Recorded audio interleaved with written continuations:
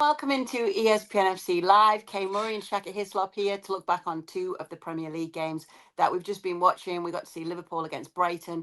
We also had our eyes on Chelsea against Everton as well. We're starting with Liverpool, of course, though, Shaka. That's where the big storyline's been this hmm week.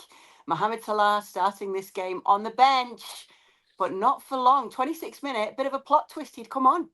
Right? All of a sudden, there's an injury and Mo Salah is back on. But even before that plot twist, Hugo Ekitike scores after what 50 seconds or something we saw.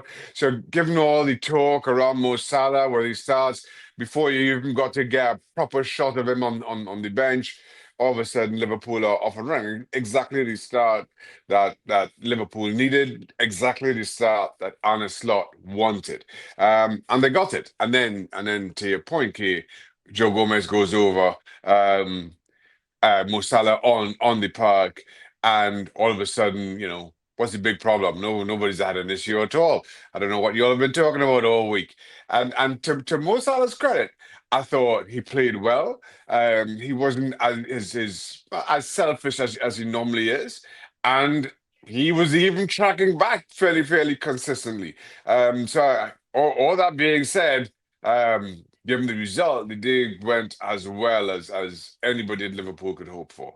Maybe Arne Slot's going to say, "Oh, it worked. It worked all along. This is what I was That's right. hoping for to get this reaction from him." That Anfield was my cheered for plan. him.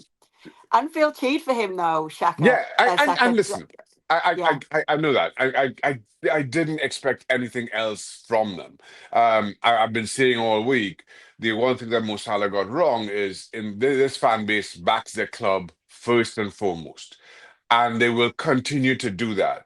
But you continue to pull on a Liverpool shirt, you continue to play well, they will support you as well, regardless. So regardless of what Mo Salah said in the past and who it was aimed at or how it was received, this fan base again supports their own. The club will always come first. They'll back you, no question, but the club will also come first. And I think that is the overall message to this.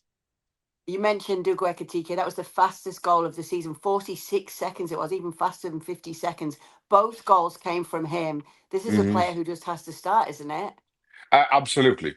I thought to start the season, he was either the bright spark, certainly from an attacking perspective in Liverpool. Over the course of the season, Dominic Soboslai apart, Hugo Ekitike has been Liverpool's second best player behind Soboslai, as I mentioned. The odd thing for me is a few weeks ago, maybe a month ago, 6 weeks ago, on the slot for some reason decided to start Alexander Isak with a little bit more consistency. I don't understand that. A starting spot is one that you earn, or more to the point, maybe one that you lose. And I don't think Ekitike ever did anything to lose that spot. Um, and then Isak didn't do anything to keep hold of it. Once he did start, proving that decision to leave out Ekitike doubly wrong. But Ekitike, to his credit, has just come on, continued doing as he'd been doing all season for Liverpool in scoring goals, and now it's his spot to lose, really, and I don't see how you're denying that. Early on in the game, about the 13th minute, I think it was, we saw a big save from Alisson, and it's a clean sheet for Liverpool as well, Shaka. What does that do for their confidence? Well, it does an incredible lot, and let's be honest. They are lucky to be boasting a clean sheet here. I thought Brighton had some opportunities in this one that beggars belief as to how they didn't go in. But to your point, Kay, kind of gave me criticism, a lot of the criticism around Liverpool defensively, both collectively and individually. Just to come away from this game with another clean sheet, that's two in all competitions. I think that does a lot, and not just the clean sheet. Yes, Allison had to make more than his fair share of big saves on the day. No, none of the glaring errors that have plagued them that we've been. On the slot has been forced to talk about. So none of those either. So all in all, it really has been a good day. Now, don't get me wrong. I don't think it was a vintage performance. It's not going to sell copies in the club shop, but it was a performance, and kind of given how everything panned out, it was exactly the day that Liverpool as a football club needed. So they're up to six now. They're on 26 points as it stands, just a couple of points out of the top four. And Mohamed Salah has made his appearance today. He's actually become the player with the most career goal contributions in the Premier League, breaking a tie Mm, with Wayne Rooney, 277 career goal contributions, because obviously it was his corner for Ekatike's mhm. second. How do you think this whole situation is going to play out right now? Obviously, at the time of recording, we don't hear any of the post-match interviews or anything. Yeah, and keep in mind that Mo Salah is also going to go off the Africa Cup of Nations, and maybe that little escape. And listen, speaking personally, whenever things haven't been going great at club level for me, that escape to go play international football was more than welcome. It really does change a lot of your perspective. Now, I think if things settle down, given Mo Salah's performance, given the fact that he now goes away on international duty, if Liverpool can put together a decent run of games. And it's that kind of Premier League this season. I think Arsenal and City are gonna run away with it between the two of them at the top. And then after that, I think it's all up for grabs. And anybody who puts together three or four wins on the spin, all of a sudden finds themselves, if not in the top four, knocking on the door of the top four. And that's the position that Liverpool have found themselves in.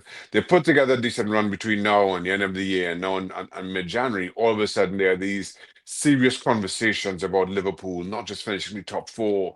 Can they close the gap on Manchester City and Arsenal at the top?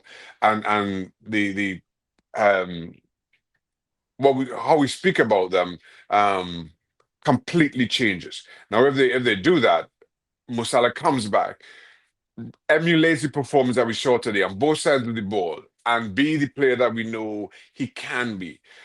Again, there's changes in narrative about drastically from what we've seen over the last couple of weeks, and who knows where it goes from there? Who knows where Liverpool's target this season ultimately is? Right now, we're thinking, well, if they get in top four, they'll be lucky. Mid-January, it could be completely different. One team that are in the top four right now are Chelsea, as it stands after their first win in 5 games in all competitions. Big story here against Everton. Cole Palmer starting and making a difference too. Making a big difference. And Cole Palmer has been such a miss for Chelsea. And while he's been injured for quite some time, you've seen both the good and bad of Chelsea during the course of that time. You've seen players emerge. You've seen Chelsea struggle. But then Cole Palmer comes in, and let's be honest. Before his injury, and there were times during the course of last season where you just wondered if he was um, contributing as much as he should, but his talent just stands out. I mean, out for as long as he is, gets the ball in space, just looks so comfortable, so confident with the finish. And I think that gives everybody in that football club an absolute lift, particularly the players around him. And listen, similarly, Everton could have gotten themselves a couple of goals. Jack Grealish, there were a couple of opportunities where I would have put my mortgage on him to score. Somehow it didn't. But at the same time, there were a couple of opportunities that Chelsea could have taken that would have extended their lead. So I think all in all, a fair result, at least in terms of the score line or the difference, the two-goal score line, two-goal difference. Um, and Chelsea again, another good day that I thought they looked very comfortable from a goalkeeping perspective. I thought Sanchez, who's coming for his fair share of criticism over the years, I thought he was good today. Um, Chelsea walk away happy, given the result, given the performance. Yeah, obviously we'll see how Chelsea can kick on with this result. I thought you were Mhm. going to mention Pickford's save there on Reece James to deny them a third from the goalkeeper angle. Good day for Malo Gusto as well. Just a quick mention on that, Shaka. He doesn't stop running. I mean, it's incredible watching Malo Gusto for Chelsea, and think that he's a defender in essence. I mean, the amount of ground that he covers, it's hard to deny him, and pops up in the right place, right, good finish from the Neves cross. But it just speaks to how difficult it must be to have a plan, not just in terms of putting individuals on somebody like Malagusa, because I'm not sure who who runs as much as he does and then contributes on the other side of the ball. But how as a team do you cope with that in terms of passing over that responsibility? It's difficult. You can have a plan, but it's difficult to carry out over the course of 90 minutes. What a player! Again, it's hard to make plans when you have that kind of player in this kind of form. Yep, so wins for Chelsea and for Liverpool today. There'll be a lot more talk about both of those on ESPN FC tonight. Stay up to date on YouTube with all the clips from there. Thank you, Shaka. See you next time. I'll see you, Kay.